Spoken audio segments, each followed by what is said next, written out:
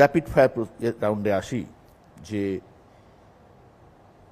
ব্যক্তি সুকান্ত মজুমদার কি খেতে ভালোবাসেন? ডাল ভাত, মাছ ভাত, মাংস ভাত?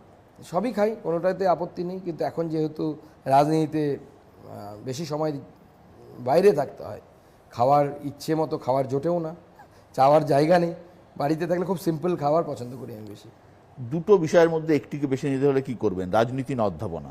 কোনোটাই খারাপ লাগে না আমার, দুটো একই মনে হয় আমার। নাটক না সিনেমা? সিনেমা। বালুরঘাটের মতো শহর থেকে উঠেছে সিনেমা। আচ্ছা, ফুটবল না ক্রিকেট? দুটোই। ধর্ম না ফুটবল? ধর্ম। রাজ্য সভাপতি না কেন্দ্রীয় মন্ত্রী? পার্টি যা দায়িত্ব দেবে। ইস্টবেঙ্গল না মোহনবাগান? আমি মোহনবাগান সাপোর্টার, বাঙাল কিন্তু মোহনবাগান সাপোর্টার। কেন?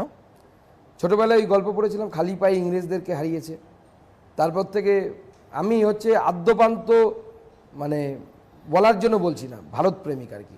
আমি আজ অব্দি পাসপোর্ট বানাইনি, আমার বিদেশ আমাকে টানে না। আমার মনে হয় যে এর থেকে ভালো দেশ হতে পারে না পৃথিবীতে। ইলিশ না চিংড়ি?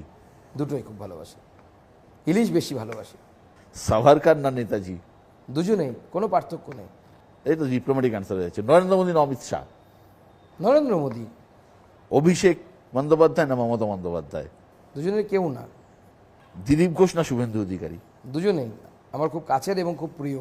আরএসএস থেকে আসা নেতা না অন্য দল থেকে আসা নেতা? বিজেপিকে জেতাতে পারবে এমন নেতা। সুকান্তদা, অনেক অনেক ধন্যবাদ আমাদের সময় দেওয়ার জন্য। ভালো থাকবেন, সুস্থ থাকবেন, আপনার রাজনৈতিক ভবিষ্যৎ আরও ভালো হোক এই কামনা রইল। ধন্যবাদ আপনাদেরকেও, ভালো থাকবেন।